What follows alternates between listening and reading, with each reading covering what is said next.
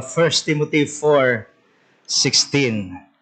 1 Timothy chapter 4 and the verse is 16. Take heed unto thyself and unto the doctrine, and continue in them, for in doing this thou shalt both save thyself and them that hear thee. May the Lord bless both the reading and the hearing of His holy and infallible word. Guard your soul, guard the gospel. Well, ilan po sa mga pangunahing layunin, bakit po natin isasagawa ang pag-aaral na ito, ay una sa lahat upang bigyang diin ang kahalagahan po ng spiritual personal vigilance ng bawat isa sa atin. Napakahalaga po na ating examine ang ating buhay na may buong ingat at mayroong buong dalas. Palagi po nating dapat sinisiyasat ang ating lakad at maging ang kalagayan ng ating puso. Isa po yan sa pangunahing layunin ng ating isinasagawang pag-aaral. Pangalawa ay upang bigyan din po ng diin ng kahalagahan po ng sound doctrine na ito po ay kinakailangan na atin pong babantayan at ituturo na mayroong buong katapatan. At pangatlo pong layunin ng ating pag-aaral ngayon ay upang magawa po nating ipakita yung connection between life and doctrine. Ito pong dalawang ito ay hindi mapaghihiwalay. Godly living and right teaching must always go together. Amen? Uulitin ko po. Godly living and right teaching must go together. So yan po ang inaakala kong at inaasahan kong ating mas talakay sa mga sandaling mayroon tayo ngayong hapon. Mga kapatid ko, nang sumulat po si Paul kay Timothy, hindi lang po siya basta nagbigay ng payo. Binigyan niya po siya ng gabay na mahalaga sa buhay ministeryo. Gaya po ng ating nalalaman, si Timothy ay batang pastor. Batang pastor na nga, nasa napakahirapang kalagayan. Sapagkat if you are aware of the historical context and background of the book of Timothy, pamilyar sa inyo na sa mga panahong ito, sila ay napapalibutan po ng mga maling aral at napakaraming spiritual danger.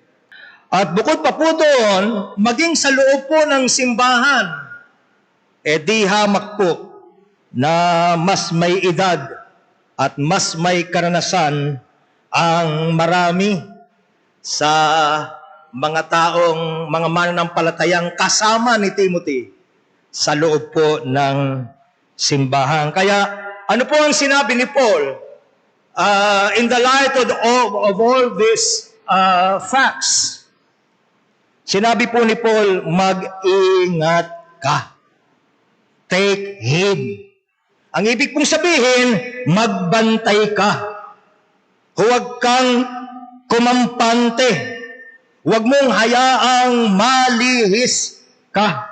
At ang dalawang pinakamahalaga pong bagay na dapat lalo nang bantayan ni Timothy ay ang kanyang buhay at ang kanyang aral.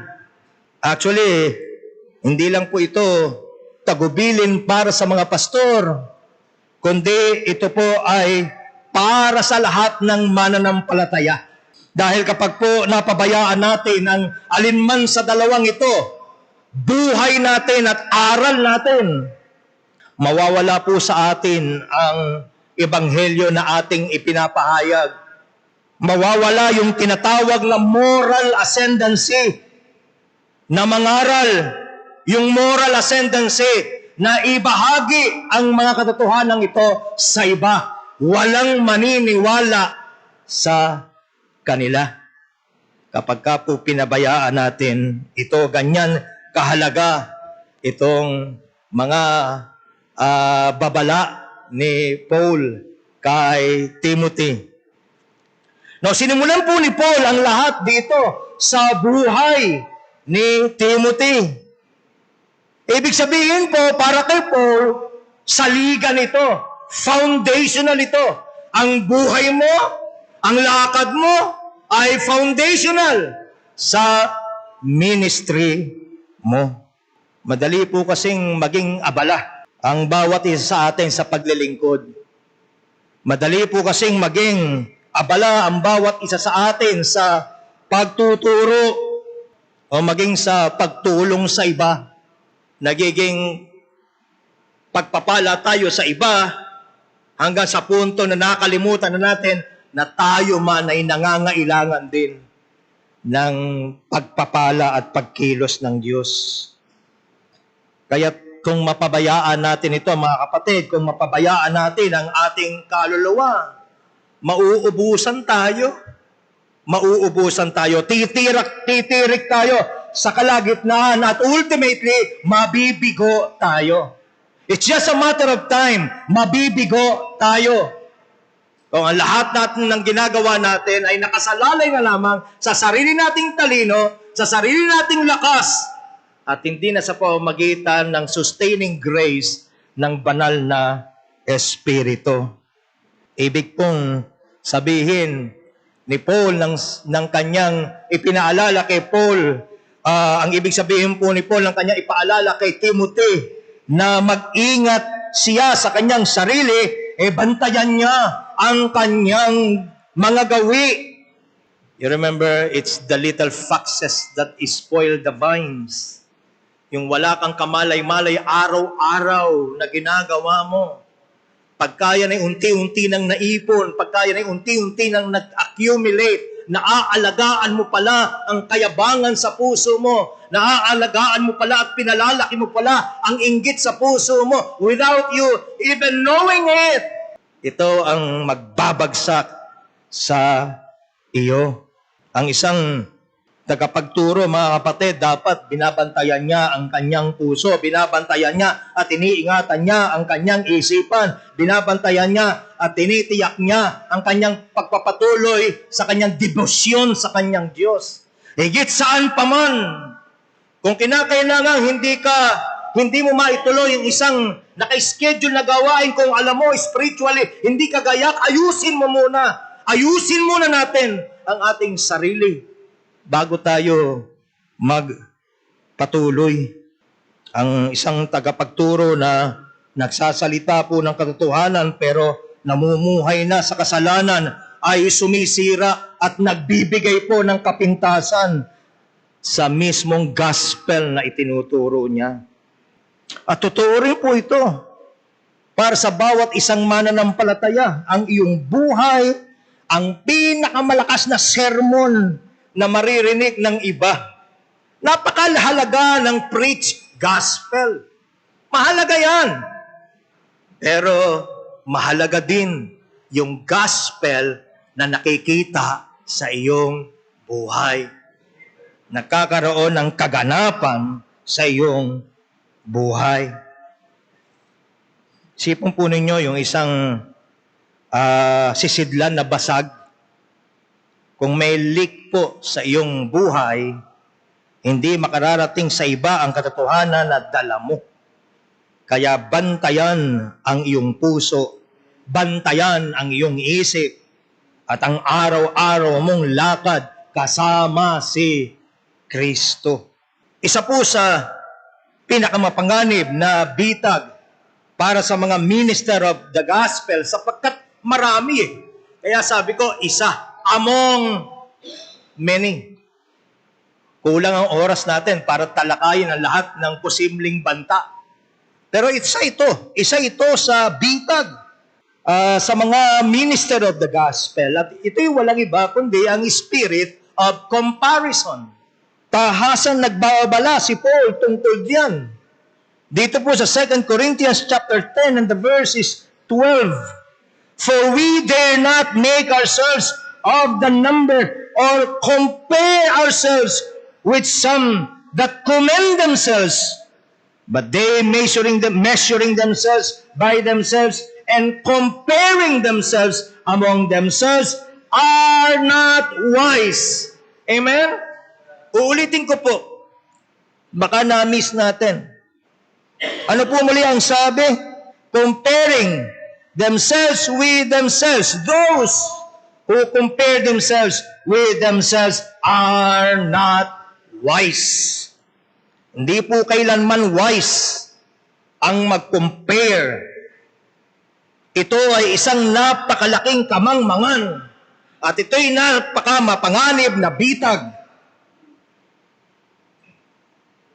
Kapag inahambing po natin ang ating sarili sa iba, nagbubunga po ito ng dalawang posibleng bunga.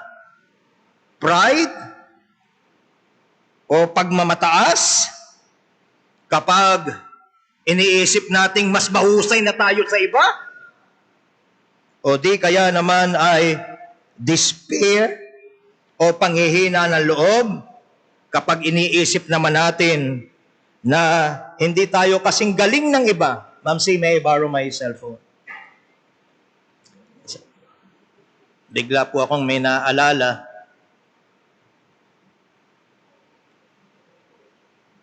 Ganito po ang sabi ng isang Scottish theologian, James Denney, and I quote, "You cannot at the same time give the impression that you are a great preacher or theologian kung nauuwi ka na, nagre-resort ka na, halimbawa, na naninira ka na, nang mamaliit ka ng iba para iangat ang sarili mo, you are in the wrong. You are actually sinning." Again, you cannot at the same time give the impression that you are a great preacher or theologian or debater or whatever, and that Jesus Christ is a great Savior. It is impossible. It is impossible. Kung dakila ang Panginoon mo, mababa tayong lahat. Ni hindi tayo karapat-dapat magkalab ng kanyang panyapak. The Apostle Paul reminds us, I determined to preach no one else but Christ. He is great. He must increase. I must decrease. Amen? Praise be to God. So yun yung panganib ng pride. O panganib ng pagkukumpare rather. Pwedeng magbunga ito ng pride sa puso natin. Ang galing-galing. O kaya naman ay despair. Pareho po yung lason sa kaluluwa natin. Kaya sinabi po ni Paul sa Galatians 5:26, let us not be desirous of vain glory, provoking one another, envying one another. Ang paghahambing po, mga kapatid, ay nagbubunga ng pagnanasa sa walang kabuluhang kaluwalhatian. Ano sabi? Vain glory, walang kabuluhan, walang kwenta. Pagkatapos mong na-hype sa palakpak ng tao, tapos na. Zero. Walang kinauwian. Tinanggap na natin ang ating ganti. Kung tayo nagme-ministeryo para lang sa applause ng kapwa natin tao. Bukod sa ito po ay nagbubunga ng walang kabuluhang kaluwalhatian. Ito rin po ay nag-uudyok ng alitan at ng inggit. Mga kasalanang sumisira sa pagkakaisa ng body of Christ. Amen? Pagka nagsimula na ang inggit, pagka nagsimula na ang kapaluluan, diyan na magsisimulang magkakawatak-watak isang gawain ng ating Panginoon. At naniniwala akong sa dulo hindi rin tayo sasaya. Delikado po ang comparison dahil iniaalis nito ang ating paningin away from our Lord Jesus Christ. We are supposed to be looking unto Jesus, the author and finisher of our faith. Amen? Inaawit natin, turn your eyes upon Jesus. Look full in His wonderful face, and the things on earth will grow strangely dim in the light of His glory and grace. Amen? So inaalis nito ang ating paningin away from our dear Lord Jesus Christ at inililipat ito sa kapwa natin. So sa halip na ituon natin ang ating pag-iisip sa pagtatapat, magiging abala tayo kung ilan na. Yung iba, ilan na ba sila? Panay ang bilang mo, panay ang bilang mo. At the same time, panay din ang lungkot mo. Dahil hindi naman kayo lumalago sa bilang. So panay ang check mo. Panay ang scroll mo ng social media. Tinitignan mo kung gaano na sila kalago. Gaano nakalaki ang gawain nila. Nagiging abala tayo, maging sa reputasyon po natin, inaabala natin ang ating sarili, inuubos natin ang ating mahalagang mga sandali sa kung ano ba, paano ba tayo tinitingnan ng iba. Hindi ka nasisiyahan sa pagtatagumpay ng ibang lingkod ng Diyos, hindi ko yan lalike. Mali naman ang motivation yan eh. Bigla ka ngayon naging judge of the hearts of men. Biglang-bigla dahil siya gumagawa noon, mali ang motivation niya. Pagka ikaw ang ginagawa, atay ng linis ang motivation. Sukdulang pure ang motivation. Pagka ikaw. Tignan nyo kung gaano ka-deceitful ang puso ng tao. Sinabi po ni John Calvin, man's mind is a perpetual factory of idols. At isa po sa mga idol na ito ay ang comparison. Ginagawang paligsahan ng ministry.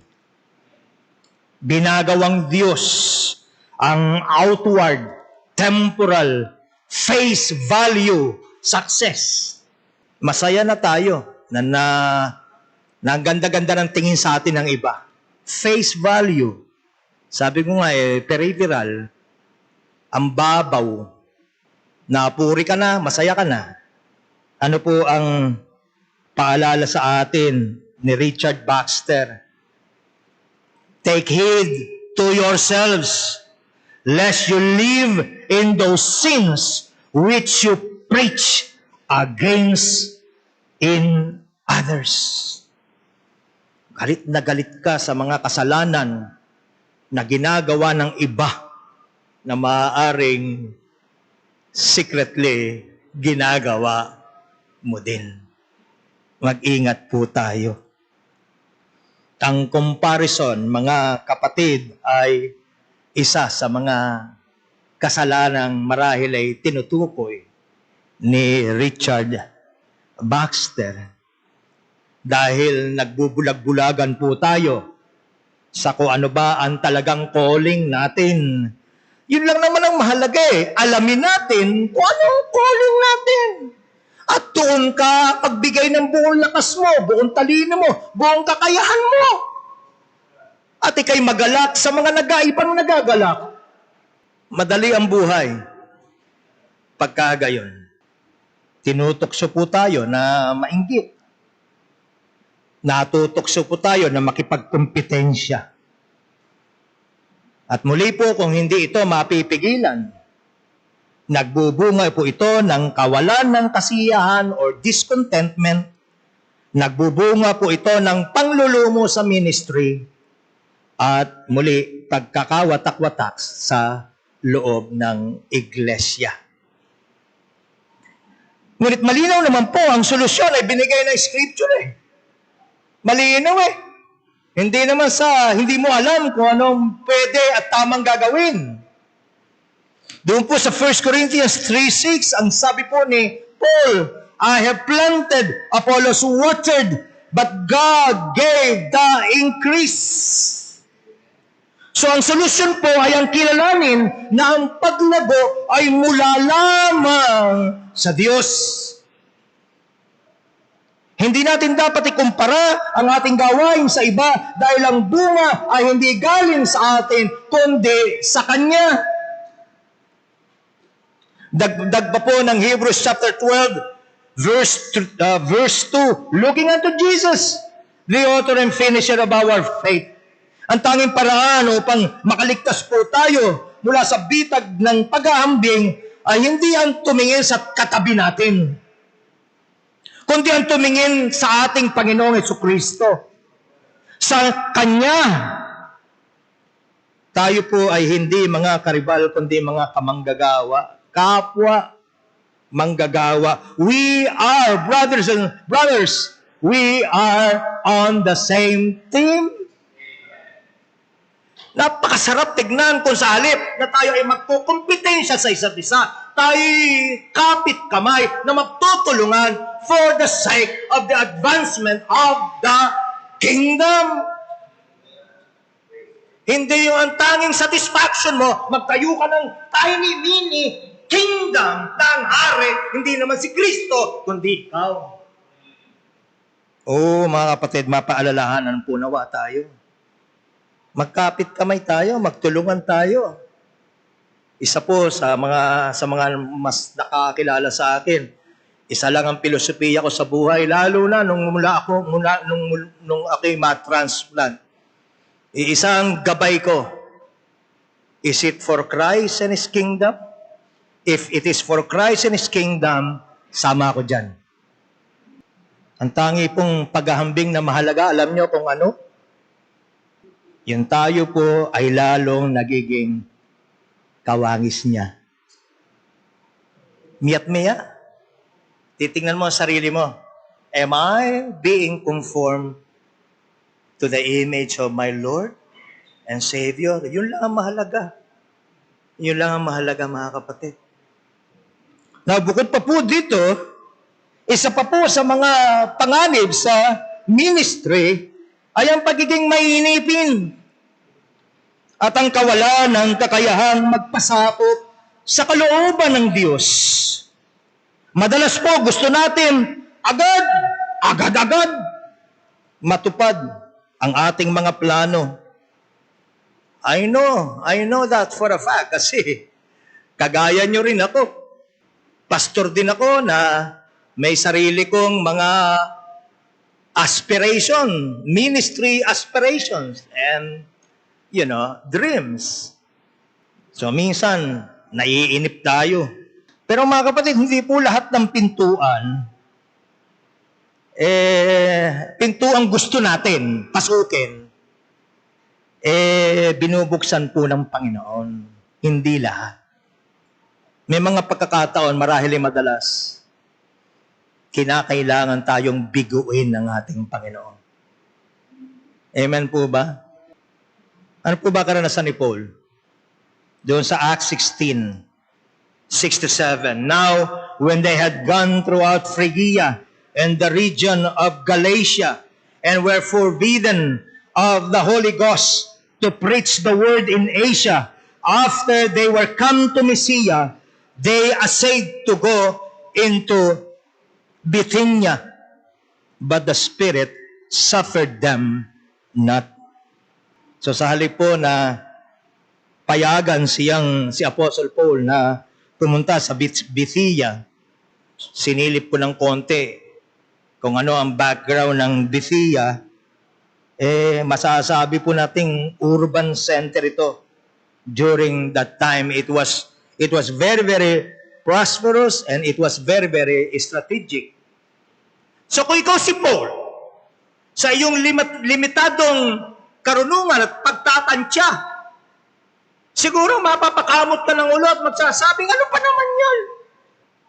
Ang gusto natin, lumago ang gawain. Ito yung pagkakataon, maabot ang isang lugar na masagana. Hindi ba't kung makakakilala ang mga taong ito ay lalong mabibigyan ng fuel ang evangelism, ang missions, at ang ministries of the church. Di ba sa ating normal na practical na pag-iisip, yun yung tatak. Bakit kami kailangan pigilan? Ba't hindi pwede dito? Binigo sila ng Panginoon. At marahil gayon din sa buhay natin. Ang taas-taas ng ating pangarap sa ating buhay ministeryo, pero unti-unti, binabagsak tayo. Ang totoo niyan, tinatanggal ang lahat ng yabang sa katawan natin. Do you remember the Apostle Paul? Ano sabi ni Apostle Paul? Na kahit yung buhay, ayaw na nila. 2 Corinthians 1. Para daw saan, dilinaw ko na dahilan so that we may not trust. Upang hindi kami magtiwala sa aming sarili. Dinugtungan niya pa yan. Ang sabi niya, naging klaro sa kanya. In the same book, 2 Corinthians, ang sabi niya, if I'm not mistaken, that's in chapter 3 already. Verse 5, not that we are sufficient of ourselves to think anything of ourselves, but our sufficiency is of God. Natuto na si Paul. Dahilan sa mga kabiguan na naranasan niya, nauwi siya sa punto, hindi kami sapat sa sarili namin. Ang kasapatan namin ay siya. Baka kailangan pa ng marami-rami pang kabiguan, mga kapatid. Baka meron pa kasing nakakapit na kayabangan sa puso natin. Mahirap po kasing gamitin ng Panginoon ang palalo dahil hindi siya naglilingkod para sa kaluwalhatian ng Diyos niya, kundi para sa sarili niyang kaluwalhatian. Saan po siya pinapunta? Saan sila pinapunta instead? Sa Macedonia. Alam na alam ninyo na ang Macedonia ay napakahirap. Yung mga Macedonian churches later on ay napakahirap na mga simbahan. So muli mapapakamot ka. Ano ba ito? Kung gusto namin pumunta sa Bithynia, bakit dito kami dinadala? Ano mahihita namin dito? Ano mapapala namin dito?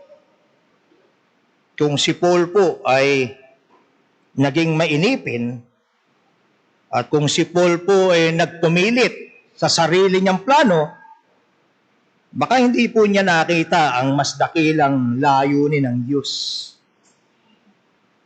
Ang pagbubukas ng gospel sa Europe. Ang pagkakilala ni Lydia sa Panginoon.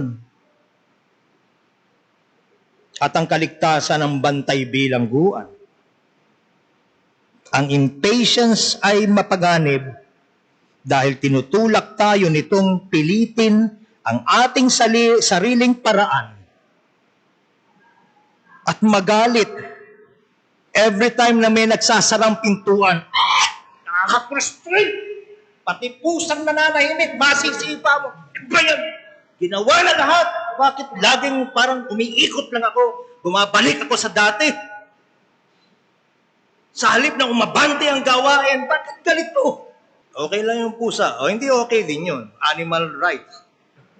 Basta wag lang asawa, Pastor Roman. Masipa natin yung asawa na natin sa sobrang frustration natin. At nandun din po yung tendency na tayo mawala ng tiwala sa ating Panginoon. Amen? Ngunit ang mga sarado pong pintuan, magandang ipaalala sa atin ay hindi po kabiguan, kundi mga divine redirections. Sabi ko nga, saan po ba sinabi, kanino po bang mga churches sinabi ni Paul, I've learned to be content in whatsoever state I am? Sa mga Philippian believers. Paano siya natuto? Naaaral pala yung contentment. Paano siya natuto? Binibigo siya, paulit-ulit. Hindi ko pala pwedeng ipilit ang sarili ko. At sino mga simbahan ng naiwan at patuloy na nag-aalalay sa gawain ni Paul? Hanggang dulo. Ayon na rin sa testimony ni Paul, of all the churches, kayo na lamang ang patuloy na umaalala sa akin. Amen? Ang iniisip ni Paul, marahil, pagka nasimula ng gawain sa Bitinya, madali-dali na. Dahil urban city nga madali-dali na ang gawain. Pero hindi. Gumamit ang Panginoon ng mga hindi mo inaakala na gagamitin niya. Dahil hindi pwedeng mabigo ang kanyang gawain. Hindi ang iyong gawain. Mabibigo maraming beses ang iyong gawain. Ang hindi mabibigo ang kanyang gawain. Amen? Tulad po ng sinabi sa Proverbs 3, 5 and 6, trust in the Lord with all thine heart, and lean not unto thine own understanding. In all thy ways acknowledge Him, and He shall direct thy paths. Ang lunas po, mga kapatid, sa impatience ay hindi mas maraming pagsisika. Kung dati hanggang alas 5 lang ako nag-visitation, ngayon hanggang alas 10, papatayin ko ang katawan ko. Dahil hindi pwedeng hindi magtagumpay ang gawain. Tigok. Ala-ala ng iniwan. Amen? Ang lunas po, mga kapatid, hindi more of yourself. More of your own energy and strategy, etc. Kundi more of submitting to God and trusting in Him. Kapag natuto na po tayong magpasakop sa kalooban ng Diyos, makikita na natin ang kanyang no o hindi ay palaging may kasamang mas dakilang yes na nakalaan para sa kanyang kaluwalhatian at ikaliligtas ng marami. Sa sarili ko pong buhay, naranasan ko yan. I still remember, ako na po ang pastor, I was an assistant pastor in this church. Pero during the time, Pastor Brad was in a furlough in the US. Merong isang kaibigan tayong American missionary din na tumawag sa akin. Lagi ko nga sinasabi na may witness ako dahil si Ma'am Tess nandoon naririnig niya yung conversation namin ng American pastor na ito. Sabi niya, sumama ka na lang sa akin. Sabi niya, dodobling ko kung ano man ang binibigay sa iyo ng pastor mo. Ako bahala sa iyo, I'll take care of you. Sumama ka sa akin. Mag-start tayo ng mission in the Visayas. Pero wala pong anumang temptation sa puso ko. Kasi resolve po ako at gusto kong maging tapat sa pangako ko sa aking pastor during that time. Ang sabi ko kay Pastor Brad, Pastor, kasi during that time, ang mga kasabayan ko, sila Pastor Edgar, mga lumabas na at nagsimula na ng sarili nilang mga ministeryo. Ako ang naiwan dito. So sabi ko kay Pastor Brad, ako man pastor ay gusto ko ring lumabas. Pero lalabas po ako sa panahon na alam ko na hindi nyo na ako kailangan. So kung hindi nyo na po ako kailangan, pag dumating po yung time na yon, just let me know. Dahil gusto ko rin po magsimula ng gawain somewhere. Naaalala ko po yun. Kaya ang isinagot ko sa telepono sa kaibigan nating American missionary ay pasensya na, wag na lang. At sinabi ko sa kanya ang dahilan, ako po ay gustong magtapat sa pangako ko sa aking pastor. Fast forward, marami na pong mga pastor na nakasama itong kaibigan natin na ito. And as far as I know, marami sa kanila ay nabitawan niya sa pagsusuporta. Whereas yung aking pastor, na binigay sa akin ng Panginoon, lalo na nung panahon ako'y nagkasakit, sinikap niya to raise up to 2.5 million for my kidney transplant. Yung salapi na yon ay wala nung time na sinasagot ko ang pastor na ito. All I know, dapat akong maging tapat sa aking pangako. In a sense, parang nabigo ako. Pero nang magdaan ng mga panahon, nakita ko, tama ang pasya ko. Mga kapatid, minsan po ang mga kabiguan ay paraan ng Diyos upang lalo tayong maglagak ng ating tunay na tiwala sa Kanya. Pagkatapos po nito, sinabi ni Paul, take heed. Sabi niya, mag-ingat kayo sa inyong sarili at sa iyong aral. Dapat din pong bantayan ni Timothy ang katotohanan ng gospel. The truth of the gospel. Bakit? Dahil ang maling haral ay nakakasira. Ang doctrine po, mga kapatid, ay hindi optional. Ito ay saligan ng pananampalataya. Sa panahon po ni Timothy, kumakalat ang mga myth at man-made regulations. Sa panahon natin, iba na po ang anyo, pero pareho pa rin po ang epekto. May mga aral na nagmagaan sa pakiramdam, masaya, pero hindi po nakapagliligtas. Kaya malinaw po ang utos ni Paul, umapit sa salita ng Diyos.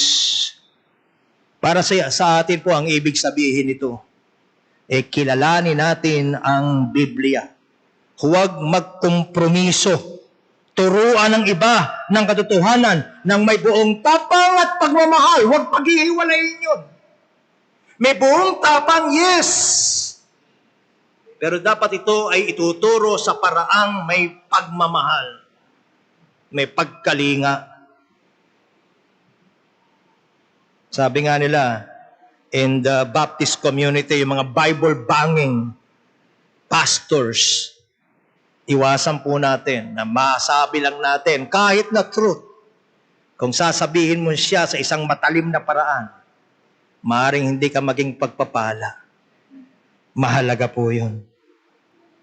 Ang doctrine po, mga kapatid, parang kompas yan. O siguro yung ways. Kung mali ang direksyon, maliligaw ka na rin. Amen? Naranasan nyo na ba yung sa ways? Kung saan ka dinadala. Naalala ko, I was invited by Pastor Choi. Nagmamaneho ko Ang hindi ko lang naman alam, yung direksyon, papunta ron. Pag nasa Marikina na ako, alam ko na yung Marikina. Alam kong hayon na lilikaka na ako sa subdivision, pero sabi ng Waze, dumiretso pa ako. So sabi ko, hindi ko na pakikinggan ng Waze. Alam ko na kung saan Na hindi po tumigil si Paul sa tagubiling mag-ingat. Idinagdag po niya magpatuloy sa mga ito. Take heed unto thyself and unto the doctrine continue in them. Ang kabanalan, mga kapatid, ang tamang aral ay hindi isang beses lang ginagawa. Ito po ay panghabang buhay na pagsisikap. Hindi po dapat panghinaan ng loob ang isang Timoteo. At hindi po dapat panghinaan ng loob ang bawat isa sa atin. Kundi tayo po dapat ay magtsatsaga. Mahirap ang ministeryo. Mahirap ang buhay. Mga kapatid, may mga pagsubok, yes. May mga puna. Yun yung isa sa mga frustrating, yung ginawa mo na lahat, ang maririnig mo pa sa mga nasa paligid mo, hindi naman normally mga ibang tao itong kinariringgan mo nito Ang kinariringgan mo ito, nasa loob din ng simbahan, amen? Ang maririnig mo pa ay mga ang unfounded na puna. Okay lang naman yung i-criticize ka for as long as it is constructive.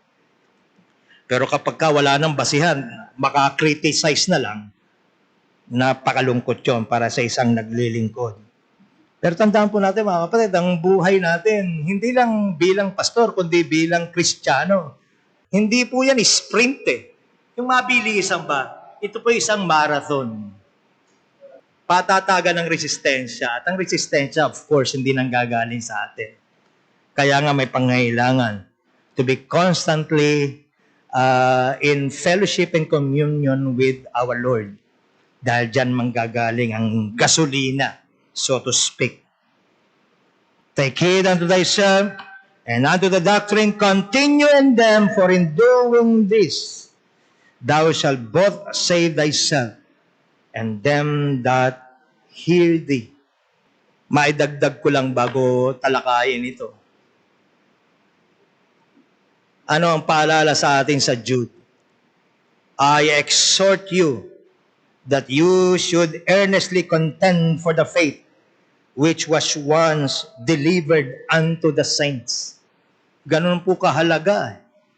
Itong may katiyagaang ituturo ang aral. Bakit? Kasi it only takes one generation for these truths to be lost. Alam niyo ba yon? One generation. For example, halimbawa, pumanaw ako. Kung hindi mga magtatapat yung susunod sa akin, that's it. Tapos na. Pagdating sa buhay ng SGBC. At ganun din sa bawat ministeryo ninyo. Kaya napakahalaga na maingat itong tinuturo, maingat na ini-equate ang bawat mananampalataya upang walang maging gap. Kundi sa bawat generation, isa lang ang kinikilala, ang dakadakilaan ng ating Panginoon. I intend to finish my course with joy and in faithfulness. Kaya sabi ko nga, tapos na si Pastor Brad, umaasa ako sa tulong ng Panginoon, matatapos ko rin ang takbuhin ko. And not on my watch, ang aral ay maiiba. May buong katapatang iaaral at may buong katapatang ipapasa sa iba. At sina-challenge ko ang bawat isa, kasama na yung aking mga kapwa-pastor dito sa SGBC, na wag tayong magsakam sa pressure, kundi may buong katapatan din na iaral ito. Ang kalaban natin ay yung pressure ng, ayaw na namin kay pastor. Hindi na siya cute. Napakamapanganib po yun. Kung ang tangi mo palang goal sa buhay, magpa-cute. Sabi nga, if you want to make everyone happy, sell ice cream. Don't preach. Don't be a pastor. Dahil palagi kang may masasagasaan. Amen? Praise be to God. Sa dulo po, sinabi ni Paul, na ang magiging resulta ay kaligtasan. Ang tapat po na pamumuhay at pagtuturo ni Timothy ay gagamitin ng Diyos upang ingatan siya at ang kanyang congregation. Hindi po ibig sabihin ito na maliligtas sila sa pamamagitan ng kanyang gawa. Hindi yun ang ibig sabihin nun. Dahil ang kaligtasan po ay palaging sa biyaya lamang, sa pamamagitan ng pananampalataya lamang. Malinaw po ba sa ating lahat yun? Pero ibig sabihin po nito, ginagamit ng Diyos ang tapat na ministeryo bilang kasangkapan upang panatilihin ang kanyang mga anak sa tamang landas. Ang ministeryo o ang kabanalan at tamang aral, mga kapatid, ng pastor ay direktang nakakaapekto sa kalusugan ng iglesia. Ganun kahalaga yung ating walk at yung ating teaching. Siyasatin natin ang ating mga personal na walk. Lumalakad po ba tayo sa katwiran? Mainit pa rin po ba ang pag-ibig natin sa Diyos? Alang-alang, hindi lamang sa iyong sarili, alang-alang sa body na ipinagkatiwala sa iyo ng Diyos. Hindi pa tapos, hindi pa huli ang lahat. Pwede pa po tayong bumalikwas ngayon, magsisi at bumalik sa Diyos. Tulad po ng isang pastol na nagbabantay sa kanyang sarili at sa kanyang kawan laban sa mga lobo. Ganon din po ang lingkod ni Kristo. Nagbabantay sa kanyang buhay, alerto, gising, nagbabantay sa kanyang buhay. At nagbabantay sa kanyang sarili at nagbabantay sa kanyang kawan, sa kanyang aral. At kung magkagayon mga kapatid, nakatutulong po ito sa kaligtasan ng ating sarili at kaligtasan ng iba. Napakasarap na sa dulo ng ating lakbay, marinig din natin, well done, thou good and what? Faithful servant. Hindi titignan kung gaano nakalaki ang iyong ministeryo. Isa lang ang sukatan, faithfulness sa ipinagkatiwala sa atin ng Panginoon, regardless kung gaano ito kaliit o kalaki. Hindi po yun counted. Hindi po yung counted. Masiyahan tayo sa ministeryong lumalago, sa ministeryong lumalaki, pero masiyahan din tayo at magtapat sa ministeryong ipinagkatiwala sa atin ng Diyos. Sapagkat sa dulo, maliit man ito o malaki, ito'y isang dakilang pribilehyo dahil ito'y ginagawa para sa dakilang Hari at Diyos. Amen.